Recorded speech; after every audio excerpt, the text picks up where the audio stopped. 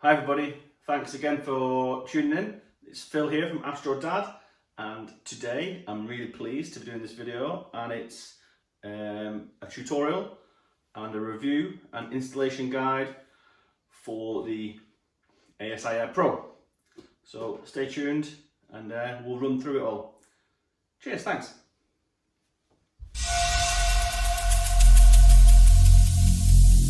Every single day I'm gonna make something great. That's my way. Every single day I'm gonna make something great. That's my way.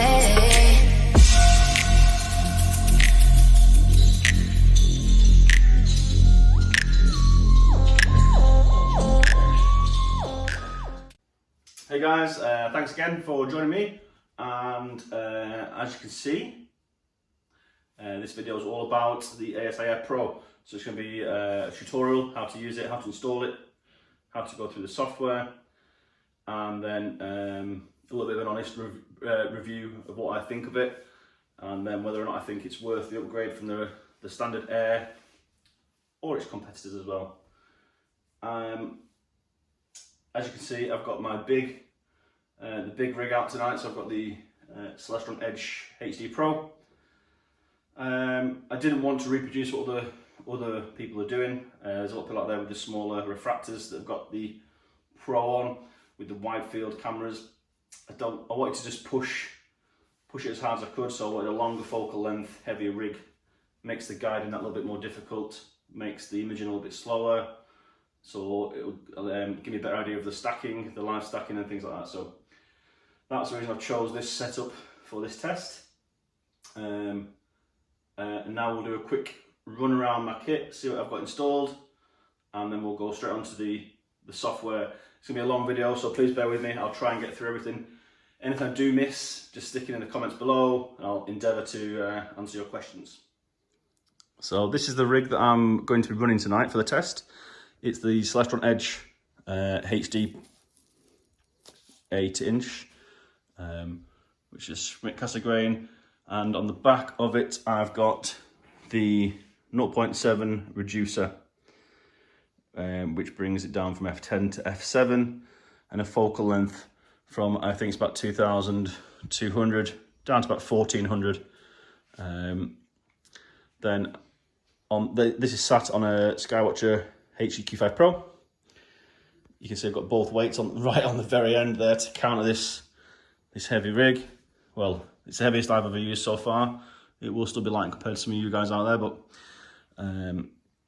and then on the back of the camera I've got the ZWO 294 MC Pro with the dew heater strip on the face, which just has a DC splitter cable there.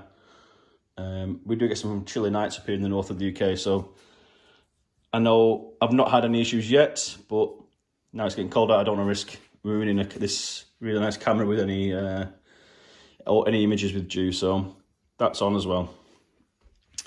Guiding, I've got the ZWO ASI 120 monochrome mini, then just a standard Celestron finder scope. A few people asked how I've managed to connect this to a finder scope. It's just a very simple adapter in there, which is just if you search for finder scope to I think it just says a C-type adapter. If anybody's interested, I can link it in the video below in the links. And then there's the wiring looms around to the object of this video, which is the ASI Air PRO, mounted on a dovetail. This thing is absolutely solid. It's going nowhere. I shake that. The whole rig's moving. It's going nowhere. So I've got the 12 volts DC input. That's running at about 10 amps. And then you see the SD card's installed. Guys, I know you want to get this, get it running, get it using it. Please back up the SD card first. Back up your license and your software. If you're on Mac, there's a software called Pi Baker or something like that. Apple Pie Baker. Use that to back up an image of the SD card. Stick it somewhere safe, just in case the card becomes corrupt. So going through my DC outputs. Previously I've used the Pegasus Pocket Power Box. I've removed that from the front. The Velcro space where it was. And now I'm just running everything power-wise off the ASI Air Pro. So I've got my camera, I've got the mount, and I've got the ZWO here. Now, power-wise, each channel is limited to 3 amps. So depending on your mount, what the current draws, what the mount current draw is, will depend on whether or not you can power your mount from this. This Scout HEQ5 draws 2 amps. I have had a night's imaging with the HEQ5 being powered. Didn't have any issues. Go-to went fine. Guidance worked fine. The only problem is I did see a few times where the power light was flickering. So just been on the safe side tonight. Although it's plugged in, I've actually disconnected it, as you can see, and I'm powering the mount directly today, just for this this test. I don't want anything to go wrong, but this has been capable of powering the mount. But please, I would suggest before you do, check your owner's manual of your mount to see what the current that it requires is. And then going on to the side, there's an Ethernet port there, just in case. I've got a Wi-Fi extender ready with Ethernet cable attached. One of the beauties of the new ASI Air Pro and the new software update is that you can connect to your home Wi-Fi network. So I have been sat in bed while being able to control the telescope outside. Currently, the ASI Air Pro is connected Wi-Fi to my router, which is about 10 feet from where I'm stood. When I put it outside, if it fails, I'll just plug straight in the Wi-Fi extender and go from there. But anyway, so that's there as an option. And I've got a guide cam, the imaging cam, and you can also see I've got a 64 gigabyte expansion card as well. One last thing is also the last USB cable. This is Link's Astro cable. It's an EQ mod cable, so I don't use the hand controller. The hand controller is there if I ever want to do planetary or lunar or solar, but for now I just use the EQ mod cable straight into the mount. So no handset needed, no 3-star alignment needed. I just literally plug it all in like this, and then we'll go into the software. Okay, so I'm set up outside. I've just literally pointed my mount roughly north. I've not even bothered with the polar scope, checking for Polaris. Just pointed roughly north, and I'm going to see if we can just let the polar line on the ASI Air app do the rest. So, opening up the ASI Air app, straight away you can see at the top there you've got which network you're connected to. So I've previously been on this and connected to my home Wi-Fi router, which is what's showing there. And in here you can also see which version of the app you're running at the top. So this is version 1.4. If you're going to use the ASI Air Pro, it doesn't work with the older software, the older app. You're going to need to use version 1.4 and above. So this is the home screen that a lot of you will be familiar with. If not, it's just a case of entering your main cam, guide cam, and then get the focal length right as well. If your mount's not showing, it's not switched on, so switch the mount on. It's now connected with the EQ mod cable that I've shown you, and latitude and longitude is correct. So enter, and it loads the ASI Air app. Let's close some of these windows for now. So this is the home screen when you log in. So when you first log in, and the first time you use the ASI Air Pro, you're going to want to get all your connectivity sorted. So initially you're going to connect direct to your device. So in your device, you're going to go to Wi-Fi settings. You're going to find the ASI Air app, enter the password 12345678, connect. Then when you go into the home screen, top left you can see the Wi-Fi symbol, click on that, and then you've got the settings for the device. So at the moment, you can see that I'm connected via Ethernet cable. You can see there sort of the fifth, 1, 2, 3, 4, the sixth one down. You can see which is wired Ethernet cable. So I've connected my Air Pro to a Wi-Fi extender via Ethernet cable, and then my extender is just connected to my home network. You can connect without that, so you can just directly connect the ASI Air to your home Wi-Fi by going to the Wi-Fi station mode there. It will then automatically switch to 2.4G, because the station mode will only operate in 2.4G, and in there then you can then connect to your home network. You can see further down you've got the DC outputs. You can go in there and switch them on and off. At the moment you've got no control really, so for the dew heaters you can't change, for the dew point no temperature controls, it's just on or off. That's I think the feature that ASI, ZWO sorry, are looking at in the future, but you can rename the outputs there. I'm going to try and rattle through this because I've got a lot to get through. So that's the main page there. There's loads of help on the forums and things if you have problems with the Wi-Fi connectivity. I'm not going to run through it all now because there's just too many eventualities to cover for how you might want to connect. Okay, camera settings, so just going through, make sure everything's on. So my camera's being detected, cooling, let's turn it on, -20. Guide cam is there and present and correct. The mount is there, and the latitude longitude matches my device, which has the GPS built in. Filter wheel I'm not using, focuser I'm not using. Storage settings, so here I can choose whether or not I want to save my images to SD card or the USB that I've got plugged in. I'm going to choose just the SD card for now, and what I can do is later on, if you want to use calibration files to do the stacking, you can put them on the USB and then you select the USB. Okay, so first things first, if you look at the top right there, we see it says preview. Clicking on that, you've now got an additional live at the bottom. That's where you're going to be able to do your live stacking, and then the rest that you'll be familiar with. So focus, polar align, preview, and auto run.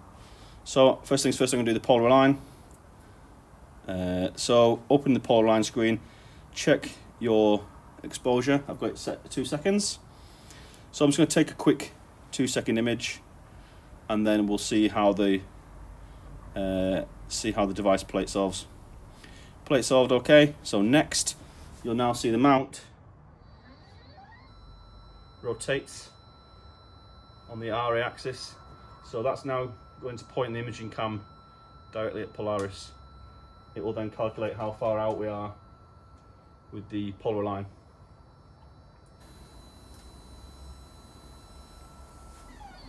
So once that stops, it's doing another shot, and then it's going to tell me how far out I am, and then from this I can then adjust my mount, the bolts.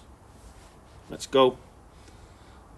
So I'm just going to pause here while I adjust my bolts and get the polar line sorted, and I'll be back. Okay, so you can see there I've got it down to 9 arc seconds. Took a bit longer than I thought. I had my Wi-Fi connectivity cut out. I don't recommend using the 5G. The range isn't very good at all. But it's a small device encased in a metal case, so I guess that with no external antenna, it's going to affect the range somewhat. It's also worth bearing in mind at the moment this is still the beta software, and it's still in development. There's patches almost every day at the moment. So I'm happy with that. So we'll click finish. So that's it, we're polar aligned. What I'll then do is, gives you a little notice of how well you've done. Go onto my mount and home position and go to. So the mount now rotates back round. So give that a second. While that's rotating, yeah, so if you do connect to your home Wi-Fi, if you set your ASI Air to connect to the home network, then whenever you connect to the home network with your device and then open the ASI Air, it'll scan and it'll show the ASI Air on the network. Right, so that's now in the home position. Now I want to do focus. So we click on focus. Let's just start with a 1/2 second exposure and see how it looks. Get rid of that. Yeah, I've not got the lens cap on. So I can't see anything in it, so let's increase the exposure to 1 second. There we go. And then you can move the little magnifying glass around. So pick a star, magnify.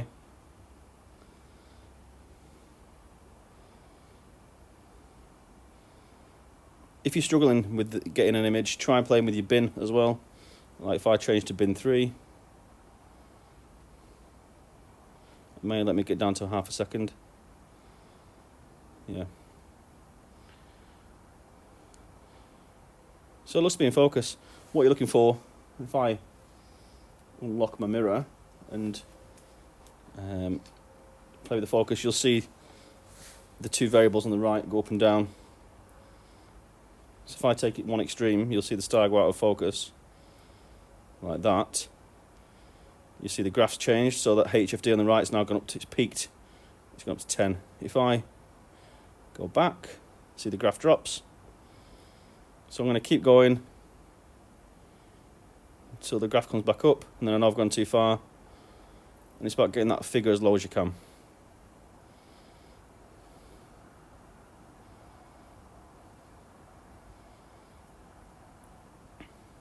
2.5, 2.3. If I keep going, I think I've gone too far now. Look, it's gone up to 6, 5, 6. Let's go back. Now, the problem I've got with this Celestron Edge is I've got the stock focuser. It ain't great. It's not very precise. I'm going to get the feather touch one day. Now, in the future, the EEF, the electric focuser from ZWO, I'm going to try and get that fitted, and then when the ASI Air, well, I'll be buying that as soon as the Air supports autofocus. So I'm just going to pause this while I get my focus back in line, and I'm just going to double check it with the Batonov mask, so I'll pause here. Okay, so I'm happy with the focus. You can see I've checked with the Batonov mask there, it's accurate. So that's polar line and it's focused. Now I can go to my target, so I'm going to look at M81 tonight. So if I go to preview, this way you can select your target. So preview, open the little window next to it, and then you can select your target. So click on search, and then along the top you've got the M, NGC, the IC or the name star. So this way you can search for your objects. So click M and then 81, search, bold, there we go, double click and go to. That's all you have to do now. So in the previous versions of the ASI Air software, you had to go to, then you had to manually plate solve a couple of times. It does it all automatically now. Go to, and you can see there, it slews, takes an image, adjusts so it's on point, takes another image. You see its center, target is confirmed center. So if we take a 10-second preview now, let's have a look and see how she looks. And we're hoping that we'll be able to get something. Once I turn the light off, it'll be better. So there we go. You hit the centre, put the crosshair on, just out slightly. You can manually plate solve, so you can just click plate solve there. It's just a touch out. So I always do a manual plate solve just to check, and then do a re-expose. You'll find it's in the crosshairs. So now we're on the target, and now we're going to go to the guidance. So on the left hand side, they see guide. Click on guide. Click on the graph. And then click on refresh, the little two arrows there, the rotating arrows. This will then bring up a live preview. If you can't see anything, you have to play with your gain on your camera and your exposures until you get an image. And then you can either just press lock and it'll it'll choose a star for you, or you can pick one yourself manually. So you can click on a star, and along the peak you can see the graph along the top there. You're looking for a nice sharp top to the peak, like that one there will do, and then you can press lock. So it says calibration is too far out, recalibration is required. So click on the eye, clear the calibration, clear. Let's try again. So stop and lock. Let's put star for me, and now it's going to do the calibration. This might take a few minutes, so I'll pause it again whilst it runs through the calibration process. it must have been so far out because I've been, now I'm really high in the sky, whereas a few nights ago I was guiding sort of quite near the celestial equator, whereas I'm really high in the sky tonight. So it is worth doing the calibration. So I'm going to pause it there, let that run. Okay, so now you can see we're guiding. You can see your how far out. You see the alterations that your mount's constantly having to make with in the RA and deck. Might must be a little bit lower, but that'll do for now. So that's guiding now. Put the guide graph out of the way. So we're polo aligned, we're focused, we're now on the target, and we're guiding. So all that's left now is to run the imaging sequence. So this is where I'm going to go through the stacking. This is available on the ASI Air PRO only. So under preview, you now go to live, and then underneath the live, you see the little menu. You can open this, and from here you can now select exposure, and you can also select any calibration files that you want to use. Now these have to be in the fit format, so you can't use master calibration files, you can't use master flats or darks, and you can only use one file. Now this isn't going to be as good as post-processing with master darks, master flats. It's not what it's intended for at the moment. The live stacking, I mean, you're saving your individual files anyway, so that your data's there for you to do the post-processing. All it serves as an indication as to how much data you're gathering throughout the night. It's nice to see a stacked image. For the purpose of this video, I'm not going to use the calibration files. Just make sure you got ticked there, save all single frame when stacking, and click OK. If you do want to select a file, you just click on it, and then it gives you you can go through the list. If they don't show, make sure you go into the back end menu, make sure you've got the right memory storage device set, SD card or the USB. So I'm happy with that. So now I'm just going to leave it to go. I'm going to go and grab a beer now. I normally don't have a beer until we're imaging. So I'm going to leave this to go. Let's stack a couple. We'll come back in an hour when it's stacked a few, see what it looks like, and then we'll do a full evaluation at the end, probably tomorrow, and then we'll see what sort of image we've got. I'll compare the stacked image to a processed image as well, so we can have a look at the difference. Okay guys, speak soon. Okay, so I've just come back to the Air. I've had my device locked for 2 hours maybe, so I've just left it to its own devices. And I've come back and I've stacked 74 images and it's ignored one. So it's a pretty good ratio. One thing I ever noticed an improvement with the Air Pro is the histogram, the responsiveness. It's instantaneous, the stretches that you make, whereas with the standard Air it's a little bit slower. So that's a nice welcome improvement. So the stacking seems to be working well, guidance is working well. It's almost too easy. It's been flawless tonight, this. It's one of those nights where all your kit works well and the software's worked brilliantly. It just makes the hobby, it reminds you why you enjoy it, when things work simply and things work to plan. In terms of the stacked image, there's definitely some detail in there. You can see the dust motes and yeah, there's some detail there. I mean, what's the auto like? Yeah.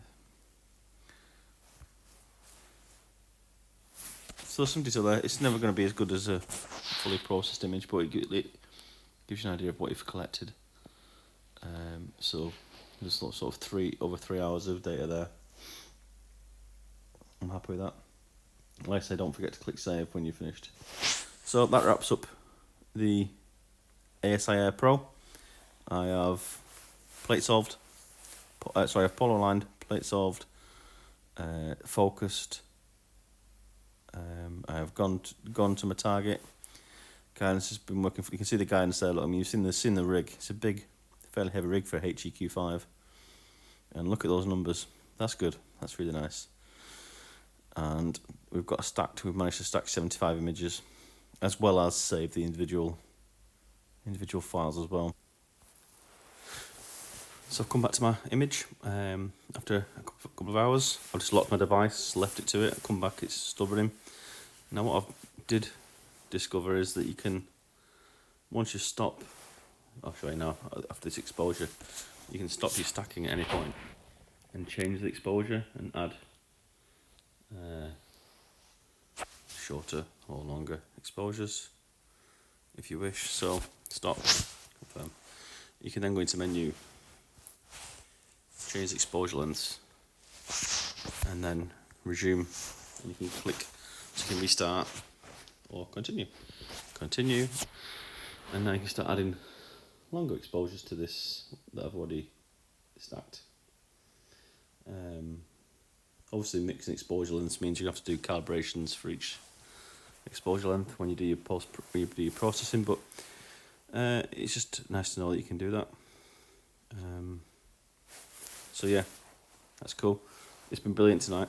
It's been one of the best nights I've had in a long time. All the guys, it's been a privilege to be part of the beta testing, and the guys that have been putting all the effort in have done an amazing job. They've got the meridian flip working brilliantly as well. So if you go into auto run, and then the bottom right hand side, it'll tell you, I can't come out of it at the moment, but it'll tell you how long until the meridian flip. It'll pause the imaging, it'll flip, plate solve, resume guidance, and then resume imaging. Brilliant, awesome. I cannot fault this tonight. It's been utterly brilliant. There's no other way about it. Why use a laptop and all those cables and all those different softwares when one app is so powerful and can do all of this? Absolutely ace. The histogram is more responsive now. It's instantaneous when you tweak it and stretch it, whereas in the past it was a bit laggy. The stacking works, the live stacking works. It's a good indication of how much data you've gathered. It'll never be a replacement for full-on processing with master darks, master flats, but it serves purposes to see what's coming in. And that's it. It's been ace. Utterly impressed with it. Brilliant. Let's see what the image looks like when I've run it through PixInsight and Photoshop. I'll compare the stacked image that ASI Air has done, and I'll compare that against a properly processed image within PixInsight and Photoshop. I mean, look at the guidance there. Look at those numbers, and that's pushing the payload limits of the HEQ5 with the big SCT on the top, and it's still guiding beautifully. Brilliant, great night. It really does make the hobby more enjoyable when everything works well. It's getting late, and I'm up early in the morning, so I'm going to go to sleep, and then we'll catch up tomorrow afternoon. Cheers for watching so far, and stick with it, and we'll see what the final image looks like. Just briefly, this is how I do my flats. So I use a couple of white t-shirts and a variable brightness tracing panel. It's for using tracing paper to trace images. And then on the ASI Air app, I just always keeping the same gain and temperature, adjust the exposure and the brightness on the LED panel that I've got up there until I get an average of about 25,000 on the histogram. And that's just auto running, as you can see at the moment, the flats. And then for the dark flats, same settings with the cap on. Dead easy. Show you the stacked image that the Air has done. So this is the stacked image by the Air. 1 second, let me get rid of the green. CNR. And you can see there's a nice amount of data there. Alright, you've got the amp glow, but that's not a dark frames on top, but there's some nice data there. If we compare that to one that I've stacked with Deep Sky Stacker,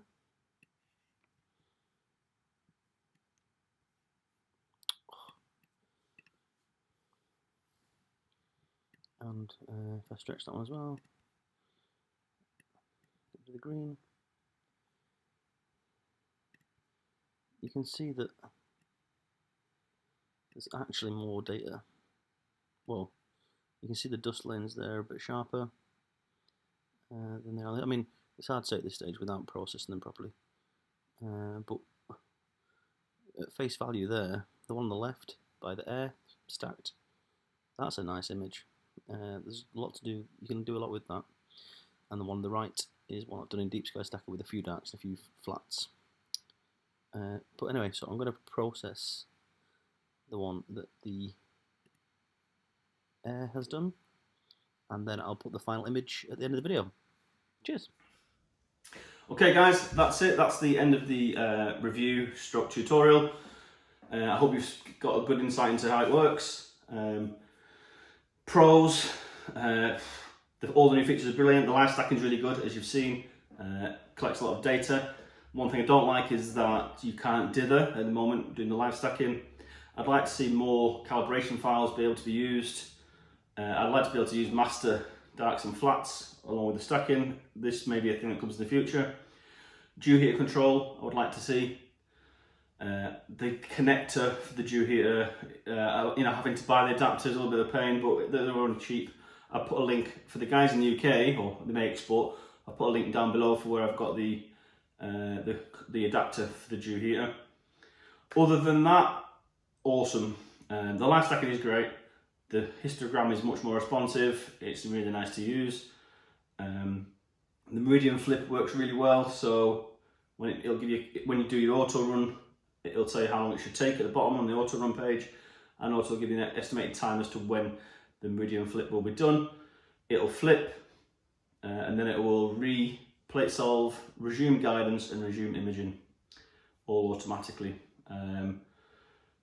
What else? The power control. I've been able to ditch the Pegasus Pocket Power Box, so that's reduced.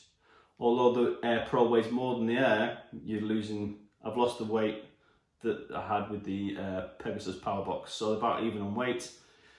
There is a little bit more of an expense, obviously, but then you can do the trade-in, which ZWO are offering. I think it's about £100 trade-in, which is really good.